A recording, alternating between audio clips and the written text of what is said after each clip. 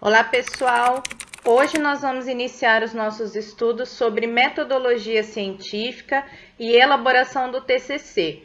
E eu vou falar na aula de hoje sobre a diferença entre conhecimento comum e conhecimento científico. Sejam bem-vindos!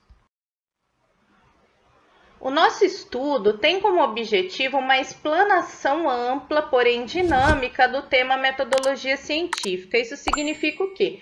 Bom, a metodologia científica é um campo que tem muitos estudos, tem muitas possibilidades, então eu vou tentar colocar todas essas possibilidades, esses estudos, né, mas de uma maneira dinâmica, de uma maneira que não seja cansativa. Muitos tipos de pesquisa e métodos científicos a gente não consegue aprofundar, porque a pessoa precisa fazer isso na prática, né? A pessoa precisa usar essas pesquisas e esses métodos para entender melhor.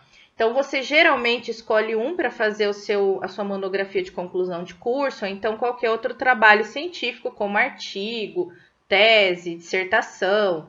O termo metodologia tem como significado caminho, forma, meio utilizado para se realizar determinada tarefa. Aqui nós usaremos no sentido de caminho, que é a trajetória acadêmica que se faz desde a identificação do objeto de estudo até a conclusão da monografia. É lógico que você pode usar o caminho do método para atingir, por exemplo, uma dissertação de mestrado ou então uma tese de doutorado. A pesquisa científica, ela tem muitos usos, né? Nesse sentido, pode significar o estudo de métodos, procedimentos ou uma reflexão sobre determinados temas. O importante é construir conhecimento de forma técnica e acadêmica. Nesse tipo de construção, é preciso adotar um determinado percurso com uma determinada organização, um determinado processo. Então, a gente vai ver que o método científico ele é muito organizado e muito disciplinado, senão ele perde a credibilidade. Muitas são as fontes do conhecimento e tudo o que sabemos procede de diferentes fontes de informação, sejam elas a família, a escola, a igreja, as diferentes formas de comunicação existentes.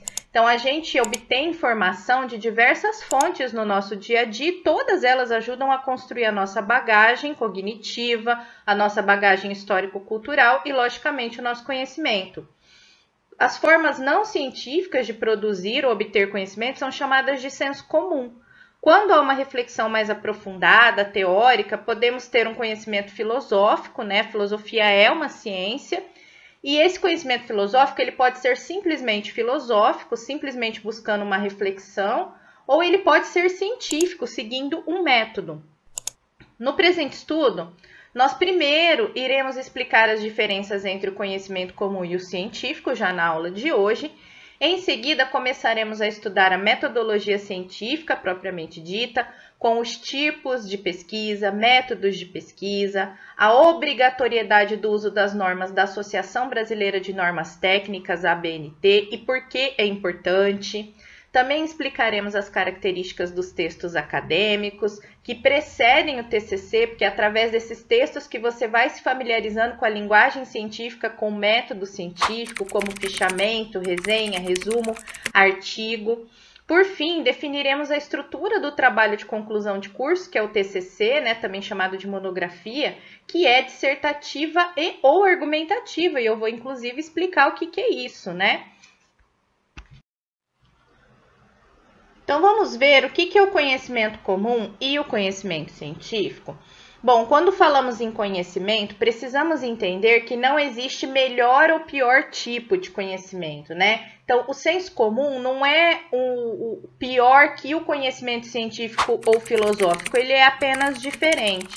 Em certos aspectos da vida, a experiência, a vivência que temos com os nossos grupos sociais será mais útil que o saber teórico científico, como nos casos em que lidamos com as subjetividades e particularidades das pessoas. Então, por exemplo, a sociabilidade, o traquejo social é algo que a ciência tenta, mas geralmente ela não consegue ensinar. Por quê? Porque vai depender do grupo social com o qual você está lidando. E isso, os grupos sociais são muito diferentes, porque as pessoas são diferentes. Então, por exemplo, a ciência dificilmente vai ter uma teoria para ensinar você a lidar com o seu pai, com a sua mãe, com o seu filho. Ela vai ter teorias a respeito de relacionamentos, de educação, mas o seu filho, o seu pai, sua mãe são pessoas únicas e singulares. E você só constrói um conhecimento para poder lidar bem com essas pessoas através da vivência, da experiência e da sua subjetividade, tá? Então a gente não pode desprezar o conhecimento comum,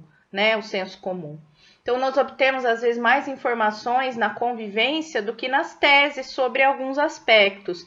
Em outros momentos, no entanto, a bagagem cultural e social não vai ser suficiente, como é o caso, por exemplo, de tratamentos de saúde, os saberes escolares, né, relacionados à matemática, química, as tecnologias. Em relação a temas como estes, por exemplo, porque podem ter mais aspectos, né?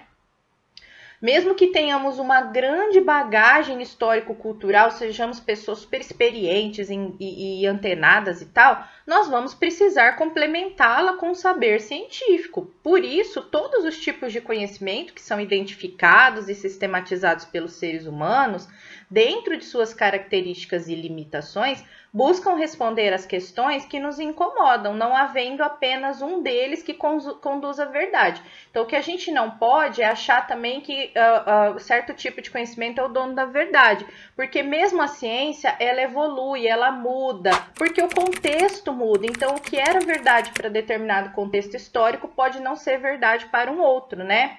Então, a verdade não é privilégio único de qualquer um desses tipos de conhecimento. A ciência é um tipo de conhecimento que irá tentar chegar sempre o mais perto possível da verdade para ter credibilidade, né? Mas mesmo a verdade, como eu disse, ela é relativa, porque o contexto em que ela se insere muda e dessa forma ela interfere na mesma. Por exemplo, durante toda a história educacional brasileira, inclusive quando eu frequentava a escola, lá na década de 1990, eu aprendi o sistema solar com o planeta Plutão. Inclusive, lá no finzinho a gente fazia as maquetes e tudo. Em 2006, porém, teve uma mudança nisso, né? Ele foi reclassificado em uma nova categoria, ele é chamado planeta anão. Então, o sistema solar hoje, quando você usa a palavra planeta apenas, né? Você tem Mercúrio, Vênus, Terra, Marte, Júpiter, Saturno, Urano e Netuno. Então, isso mudou. Significa que o que era verdade científica na época que eu estava na escola, hoje já não é mais. Se tornou uma mentira? Não. Só que a ciência, ela se reorganizou, ela se atualizou. E claro que isso causa mudanças, né? Então hoje, se eu não soubesse dessa informação e fosse fazer uma prova, por exemplo, quais os planetas do sistema solar, e eu não soubesse dessa informação, eu iria errar, tá? Então, a ciência, ela é assim, ela é dinâmica também. Por isso que a gente não pode engessar e concretizar a verdade e nunca mais mexer nela, tá?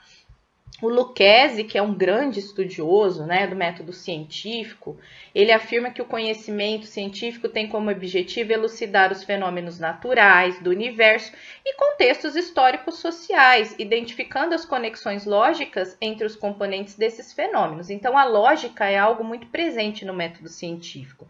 Nós podemos dividir os campos de conhecimento científico nas ciências empírico-formais. Empírico, gente, é tudo que é verificável ali, que é concreto, que é palpável, que é quantificado.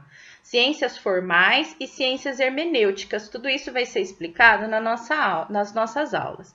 Essa classificação permite uma fragmentação para que cada objeto de estudo tenha uma forma de abordagem ou tratamento, disso decorrendo também diferentes formas de interpretação, porque um objeto, quando ele é olhado por um ângulo, você tem uma perspectiva. Agora, você está de frente para esse objeto, você vê, né, uma parte desse objeto. Quando você se coloca atrás desse objeto, a sua perspectiva muda. Na ciência também. O objeto continua o mesmo, mas as diferentes formas de interpretação, elas mudam, né?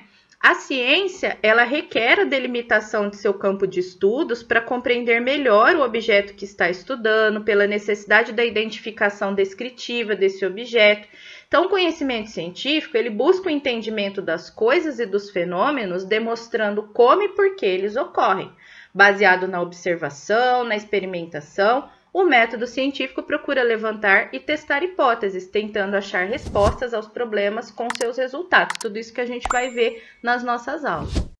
E aí, tudo bem? Estou passando apenas para deixar um recado bem rápido para você que acabou de ver essa aula e que gostaria de assistir a todas as aulas desse curso.